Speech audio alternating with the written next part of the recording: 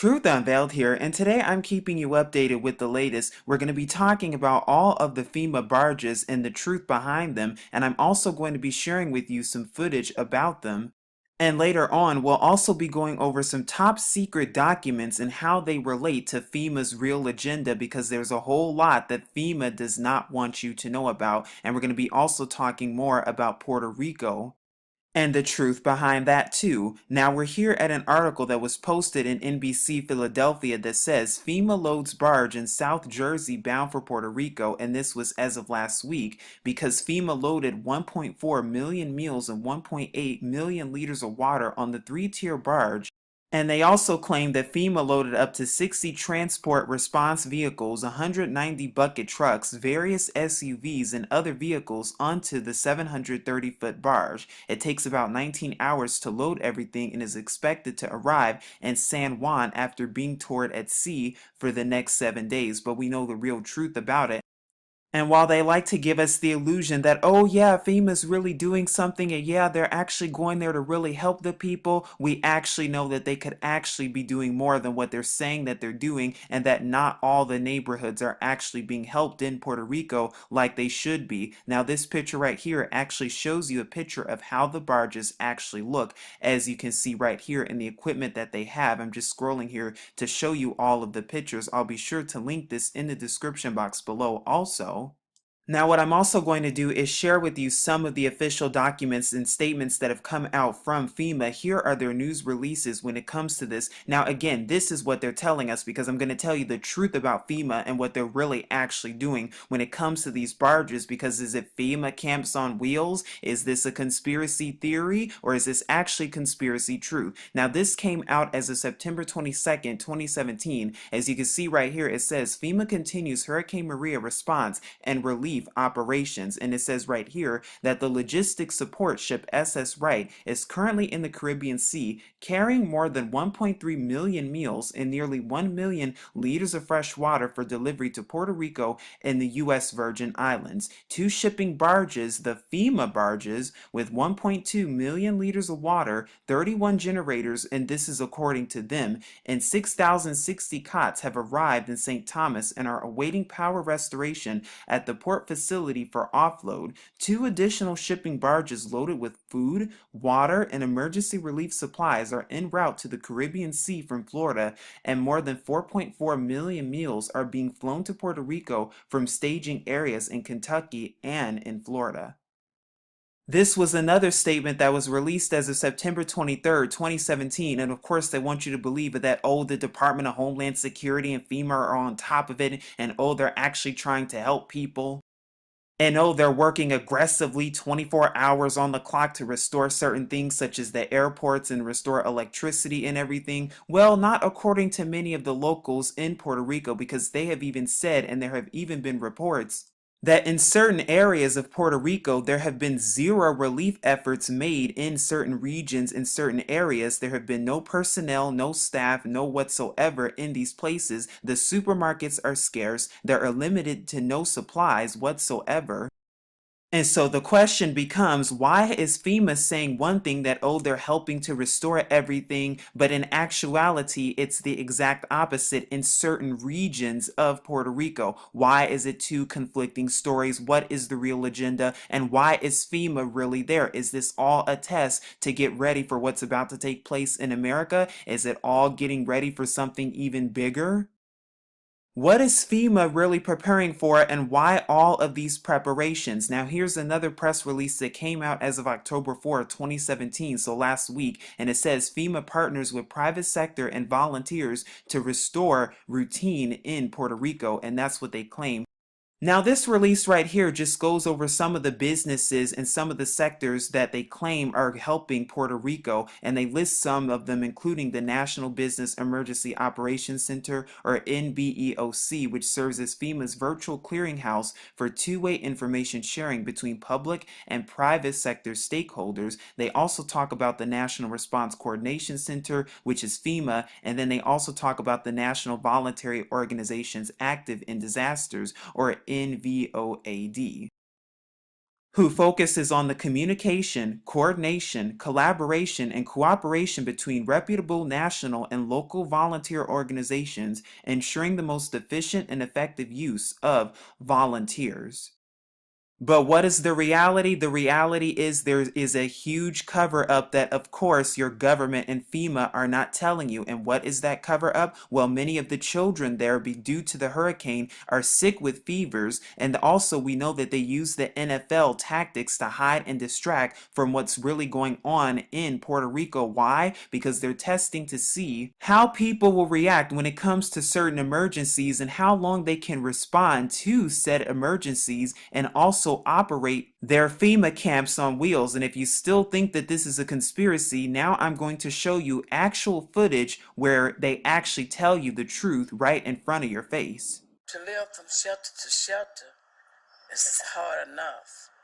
But at this moment, right now you're talking about putting me on a barge.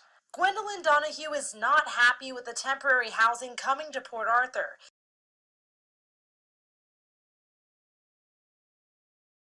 She was rescued from her home during Harvey and is currently staying at the Red Cross shelter at the Thomas Jefferson Middle School.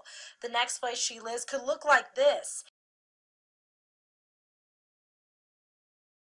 It's a barge, and FEMA is providing 2 of these that will hold about 300 people each on the port of Port Arthur.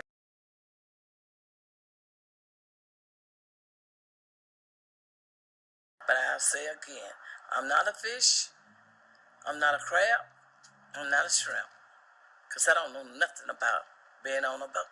Mayor Freeman says the barges are expected to arrive in 2 days, but County Judge Jeff Brannick says other options are being looked at as well. FEMA and the Texas Division of Emergency Management will give options like mobile homes, trailers, and shelters. Mayor Freeman says 3 meals a day will be offered at the barges along with laundry and satellite TV. Officials are also looking into separating the men and women inside and will also have security in place.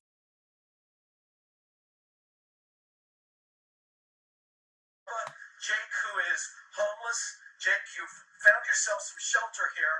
Why are you outside during this entire hurricane?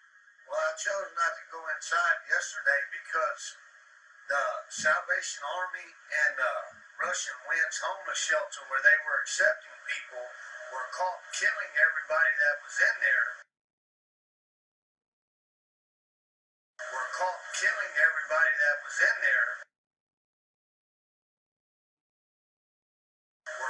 Killing everybody that was in there. And mind you, the first video that I showed you has been deleted on social media platforms such as Facebook, Controlled Opposition. But now I'm even going to show you an ABC clip that even proves, and they literally even tell you that Walmart is placing people into truckloads and carrying them away. Went back underneath the bridge and they were loading up with as many people, it's got to be dozens of people in the back of that thing. They take them to a nearby Walmart. They take them to a nearby Walmart. They take them to a nearby Walmart. They take them to a nearby Walmart. And then the Walmart is where, I guess, metro buses or school buses will take them to the shelter.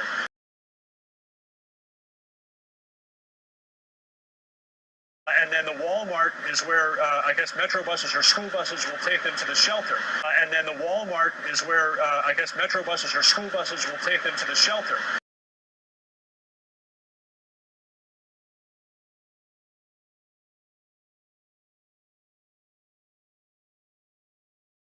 The question is, what shelter are they taking them to? Because I heard Tom say GRB is overcrowded and or not overcrowded, but at the capacity they had planned for. So I think they're, gosh, I certainly have that question. I don't know if we've answered it. And they really have nowhere to go. At least they have a system where they're taking them to a Walmart where they can be inside and wait and figure out what comes next. At least they have a system where they're taking them to a Walmart where they can be inside and wait and figure out what comes next. The people I talked to, all with the exception of one, they all were eager to go wherever the truck would take them. Interestingly enough, Coast Guard helicopters and the National Guard helicopters had pulled away. I hear one. There's no way we can see it. It's too far off, but I heard it pass over. The military helicopter.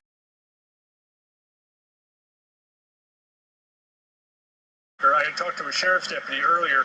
They said they had a quadriplegic who was stuck in his home and obviously needed immediate rescue, but and they were going to try and do that one with a chopper. I don't know if that's what we're hearing, but I know that was something that they were discussing. Hi, I'm Janet Napolitano, Secretary of the Department of Homeland Security. Homeland Security begins with hometown security. That's why I'm pleased that Walmart is helping to make our communities more safe and secure. Some of these people, this is a new normal. They're never going to go back home. So they want to help them as much so that they're never just walking out of here and feeling like they're going back onto the street. They've worked with them throughout the process here to help them adjust to this new world order that they're going to be living in after this. To this new world order that they're going to be living in after this.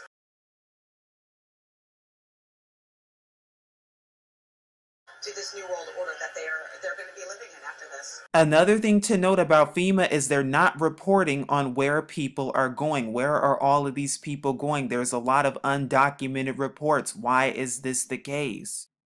And why are there goods that are just sitting undistributed at certain ports and that could even be remaining there even as we speak? And there's even been videos that have been shared on Facebook that have even caught the government and exposed them, where it even shows little to no efforts being made in certain regions of Puerto Rico. And we know this is the case because what? This has to do with what? Making and staging man-made hurricanes for what? Operation Depopulation. Now again, what does FEMA barges have to do with all of this? It has to do with what? FEMA camps on wheels. All of this is a test beforehand. The reason that you're seeing all of this going on in Puerto Rico is a test for what? Operation Depopulation, and to see how long that the government has before they can start going in and moving people and displacing people from their locations and houses so that they can place them into the places that they want them to be, aka the FEMA camps. And of course, they're not going to call them that, but they've already started that with Hurricane Harvey and with Hurricane Maria. It's already begun, folks, and of course they're using tactics like the NFL and other things as major distractions. So you can forget about those things, and so the sleeping public can continue to ignorantly say that, oh, nothing's going on, oh, nothing's actually happening, but there's a whole lot happening right in front of your face, whether you want to realize it or not, whether you want to believe it or not. But now we're here talking about Project 908 or Project 908, which is the second part of this video. And you're going to see how this relates to FEMA and the FEMA barges along with the FEMA camps, and how Walmart is also involved with such a scheme in the underground and what really goes on with these deep underground military bases. Now, in a moment, I'm going to also be sharing with you some secret documentation that has been unclassified recently. And the reason I'm sharing this with you is because you need to know exactly what's going on and what your government has been planning for how many years now, and how all of this relates together. Now, we're talking about the National Program Office, or the NPO, Project 908. Now, according to Wikipedia, this says right here, the National Program Office was an office of the U.S. government established to ensure continuity of government in the event of a national disaster. Did you hear that? The NPO was established by a secret executive order by the National Security Decision Directive 55 that was signed on the September 14, 1982 by President Ronald Reagan during the Cold War in preparation for what they call a nuclear war, presumably with the Soviet Union. Could this be with North Korea? Could that be why you see all of the propaganda with North Korea and Donald Trump making stark comments? Now, the reason this plan is so important is because it talks about a shadow government. It talks about the continuity of government. And just as we went over in a few videos before, it even talks about, too, how in the event of a national emergency or in the declaration thereof, what your government can do is then establish their secret government and use disclosed officials to do so. Could that be part of their plan for the New World Order? Because then it says that it was classified top secret code word Pegasus. It was also referred to as Project 908, or also known as 908. And a few more notes of this, it continued until 1994 to ensure continuity of government in the event of a national disaster. And like we already talked about, during this time, the government can take over local agencies, local departments, etc. Another reason for all of this disaster preparedness, like you're about to see, the reason that they're planning and staging all of these preparedness drills, just like with the Great Shakeout drill that's going to be taking place next week as of October 19th. Why are they doing all of that? Because they're trying to see how they can seize certain areas and local warehouses, abandoned malls, etc. for use of conversion into FEMA camps. But what you'll also find out is that not only is this the establishment of the continuity of government, which is the hidden government, shadow government, and secret government, they also have secret weapons programs underground. Could this be the government's secret plot to work with the fallen ones disguised as aliens to bring about their shadow government and their fallen one demon technology and deceptions in the event of what they call post-governmental attacks? And also, according to a New York Times article that was posted back in 1994, they also speak about this program and the secrets behind it, including black programs and the use of black money, where billions have been spent on things such as bunkers, other equipment including convoys, etc. since the 1950s. So we know that the government has been spending billions of dollars on these programs, and later on in this video, we're going to be talking about secret government warehouses, and I'm going to be sharing with you that article from the NPR that has to do with preparation for quarantines and plague should it ever break out. Again, the question is, why are they spending so much money on these things? Now, what you're looking at currently is a CIA declassified document having to do with Project 908, and we're going to go over it together because it says right here, secret agency devises plan for post-government attack. Again, the question we need to be thinking about, what are they getting ready for? Why are they doing all of this massive planning ahead of time? Just because nothing happened now doesn't mean that it won't happen in the future. Again, why all of this planning? But it says right here from the AP, and this was as of 1991 actually, a super secret agency run by the White House devised an alternative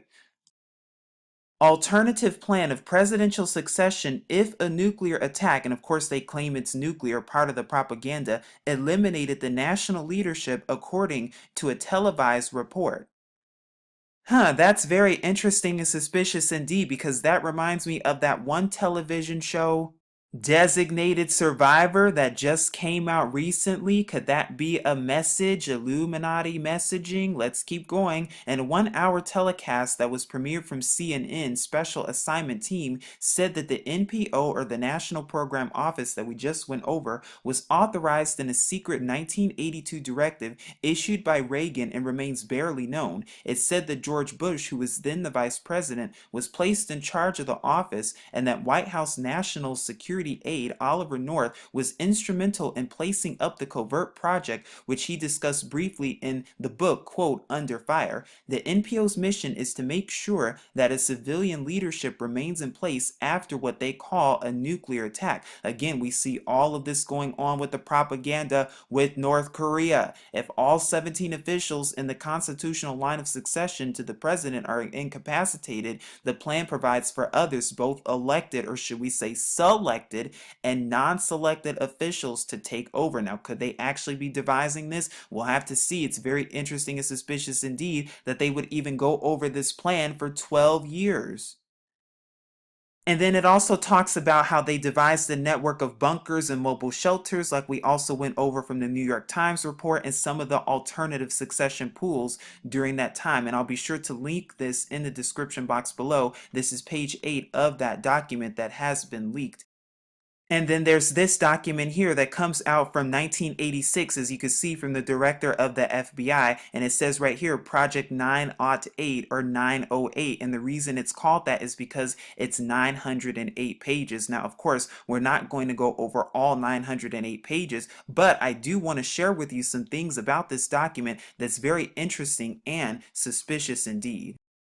Now, this is where it gets very cryptic indeed, because if you actually look at this document in its entirety, you start to see some very strange and eerie things indeed. Now, here we are at page 43, and the reason we're on this page is because this talks about the FBI and their plans for not only continuing a government afterwards and after a so-called coordinated nuclear attack, but also This document also talks about government-related facilities that they already have in place in America. Did you hear that? This relates to what? So-called FEMA camps. It says right here, this communication is classified, and it goes on to say the captioned project relates to the FBI's responsibility to what? Establish emergency communication centers throughout the U.S. in conjunction with other federal law enforcement and intelligence agencies with similar missions. Do you know what that means? All of the alphabet soups teaming together along with your Freemasonic police at the very top to do what? More spying and control. Could that explain also the secret mysterious towers that have been going up in New York and many other places?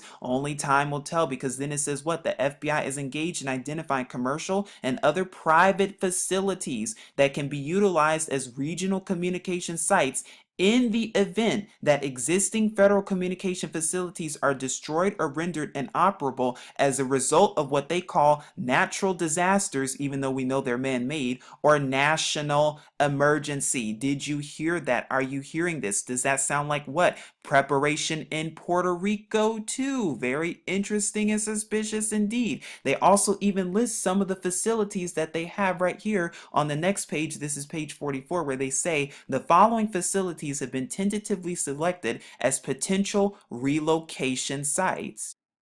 That document that you just saw, internment and resettlement, that comes from your lovely army, that document has to do with what? Relocation and internment in the event of national disasters. And they already starting with who? Puerto Rico, as you can see. And they even list some of the places and the facilities for relocation, as you can see right here. And note how they list a ton of places such as industrial parks, abandoned places, as you can see right here. They list park mills right there. If you go on to the next page, on page 45, they also list right here other places.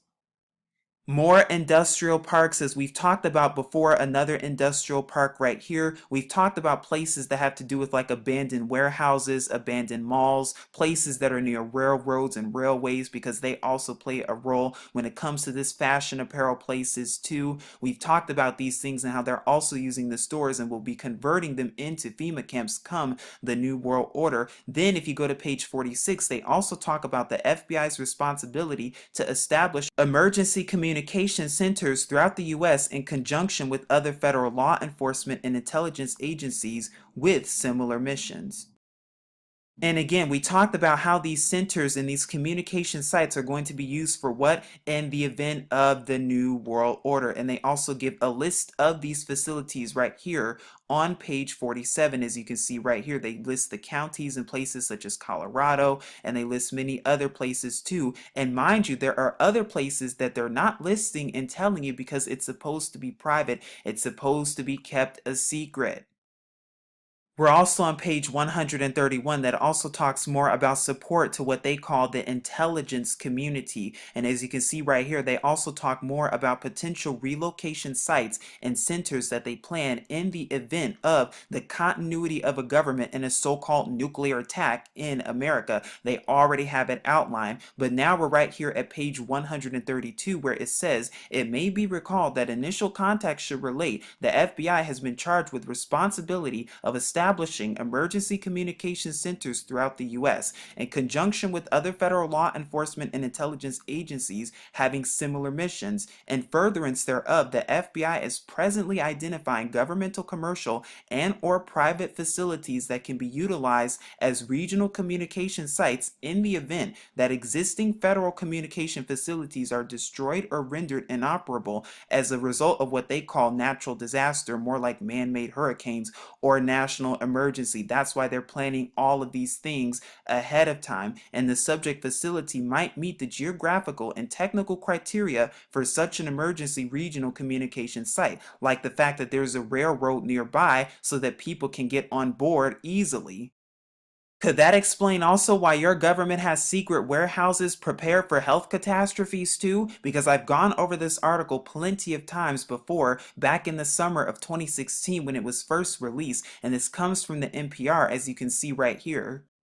Now, again, I find it very interesting and suspicious indeed how they're doing all of this in secret. What are they stockpiling for? Why all of this is a secret? Why is all of this the case? And how does this relate to Puerto Rico and these FEMA barges? It's all a test getting ready for what's to come. As you see right here, they value the inventory of what they have at about $7 billion. Where is this money actually going towards? What are they getting ready for? Because then they tell you right here, if you keep going in the article, that the inventory includes millions of doses of vaccines, and we've proven and we've gone over how vaccines is what? Operation depopulation. Vaccines do not help. They only cause even more problems and more diseases and more allergies, but they claim that it's against bioterrorism agents like smallpox, antivirals in case of a deadly flu pandemic, medicines used to treat radiation sicknesses and burns, more like sorcery, chemical agent antidotes, wound care supplies, IV fluids, and antibiotics. Why do they have all this stuff? Because could they be planning for a pandemic and a plague to hit, which they're going to blame on some outside force or possibly even climate change in order to use this as an excuse for even more of Operation Depopulation? Only time will tell, but we already see the starting effects of it with Puerto Rico. Please seek Yahuwah and his true son Yahusha, because we know with Yahuwah Yahusha we do not have to worry or fear whatsoever, but it's important to stay awake, alert, and aware to the world around you, and to know that it's coming to a police state near you. But this is Truth Unveiled here, keeping you updated and saying as always, Shalom.